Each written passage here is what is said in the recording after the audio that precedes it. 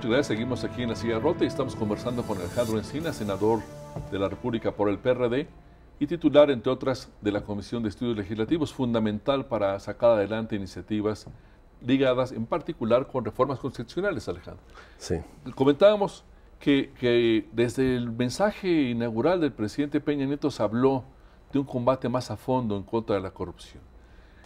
Ha habido altibajos en esta discusión, en este debate, y hace algunas semanas el PAN particularmente, pero en general los partidos, presentaron propuestas sobre un sistema nacional anticorrupción. ¿Cuál es el estatus del tema? Ahí también está atorado porque hay que recordar que en el primer año legislativo llegamos a un acuerdo con diversas iniciativas presentadas para hacer una reforma constitucional, para crear un sistema que permitiera la coordinación de todo el sector público y de las autoridades judiciales para enfrentar y combatir la corrupción. Se atoró de nueva cuenta en la Cámara de Diputados y finalmente, estando en la congeladora estos dictámenes, pues se ha presentado ahora la propuesta básicamente de crear una Fiscalía Anticorrupción vinculada a lo que será la Fiscalía Nacional de la República, la que tendrá autonomía hasta el 2018, no en estos momentos. O sea, un fiscal subordinado al actual procurador de la República. Procurador. Que en 2018 o antes, porque la ley dice que será a más tardar en 2018, se convertirá en fiscal de la Nación. Sí, se va a constituir la Fiscalía, pero ya su carácter de autónomo respecto al Ejecutivo será hasta el 2018. Okay. Y aquí igual, nosotros hemos planteado la creación de un sistema, no solamente de una Fiscalía Especial Anticorrupción, porque aquí tienen que concurrir no solamente todas las dependencias, tienen que dársele transversalidad para que los instrumentos de acceso a la información, de rendición de cuentas, de protección de datos personales, de clasificación de archivos, de seguimiento de las labores de la Auditoría Superior de la Federación, el seguimiento del ejercicio del gasto, concurran en un mecanismo que permita supervisar el desempeño de todos los servidores públicos. Es mucho más complicado que un fiscal. Pero al mismo tiempo un sistema abre el espacio para crear una comisión anticorrupción en la que también pueda haber una participación de la sociedad civil.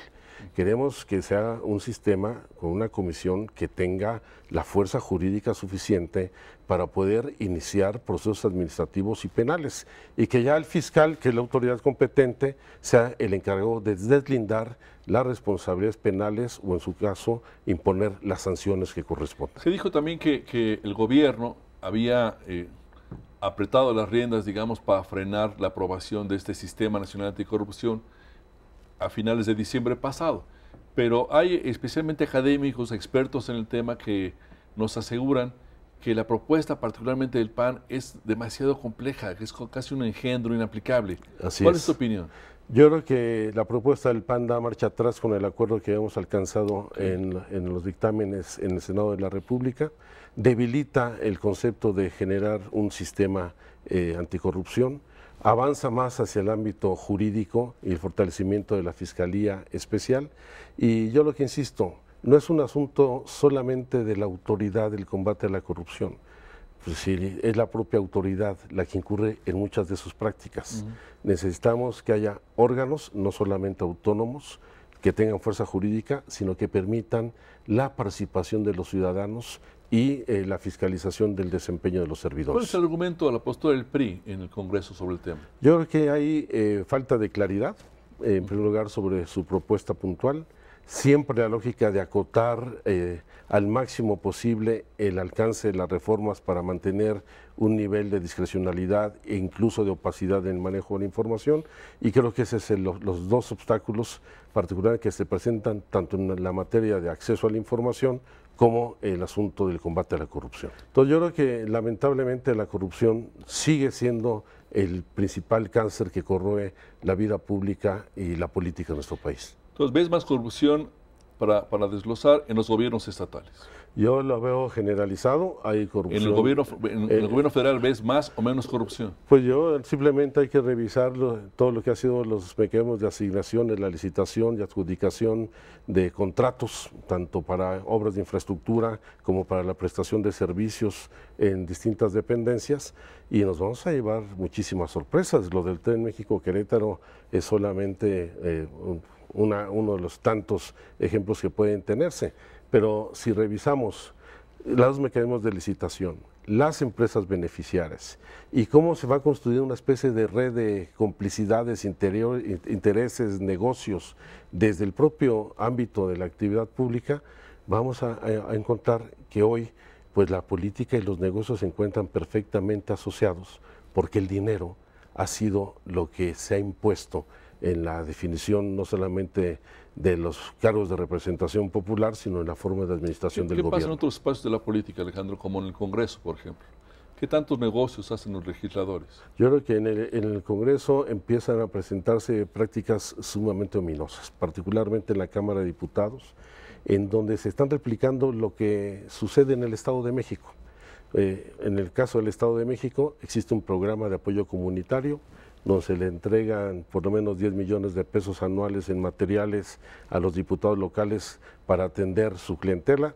Por supuesto que esos materiales lo primero que construyen es su casa, algunos reciben mucho más recursos y eso lo utilizan como mecanismo de control político del Congreso y los diputados como instrumento de clientelismo y de control corporativo de su base social. Ahora, pues está ahí evidenciado cómo en la Cámara de Diputados las prácticas del moche reproducen este tipo de acciones y bonos de corrupción. especiales al aplicar, al parecer, ciertas leyes, ¿no? Bueno, ya sus compensaciones. Pero aquí, por ejemplo, estamos hablando de miles de millones de pesos en el caso de la Cámara de Diputados, donde se ha hecho público que ahora sí que el diputado raso, el que menos se lleva, son 10 millones de pesos que va a utilizar para fortalecer su clientela, ellos le dicen su liderazgo territorial, hasta algunos digamos que se llevan varios cientos de millones de pesos. Y son recursos públicos, son recursos de todos nosotros, sobre los cuales hay una gran opacidad también, porque uno de los poderes, tal vez el poder más opaco hoy, es el Congreso Federal. Sí, porque esos recursos, en primer lugar, se condicionan su entrega por parte del diputado al presidente municipal, al gobernador, al cual le piden una comisión. Sí. Pero los dineros del propio Congreso, no se sabe a dónde van a dar. Los coordinadores de las bancadas deciden todo lo de los con toda discrecionalidad a quién le dan dinero, a quién no le dan dinero. Y en el Senado, no mencionas al Senado, Alejandro. No, bueno, en el Senado... Hay versiones de muchos senadores cabilderos que hacen lobbying para negocios. No me refiero al presupuesto del Senado porque esa es una facultad exclusiva de la Cámara de Diputados. Sí. En el caso del Senado, por supuesto... ¿El presupuesto federal te refieres? Sí, el presupuesto federal, pero ya lo que son el presupuesto del Congreso, por supuesto, hay un gran margen de discrecionalidad y opacidad en el manejo de los recursos de los grupos parlamentarios y efectivamente en el ejercicio del gasto destinado a las prácticas o al trabajo legislativo en el Senado de la República. La reforma constitucional obliga ya no solamente a la Cámara de Diputados y Senadores, sino a los grupos parlamentarios a dar toda la información respecto al uso de los recursos públicos que reciben, desde su origen hasta su ejercicio. Yo creo que son de las cosas que lamentablemente se han frenado al no haberse aprobado las leyes secundarias. Muy bien.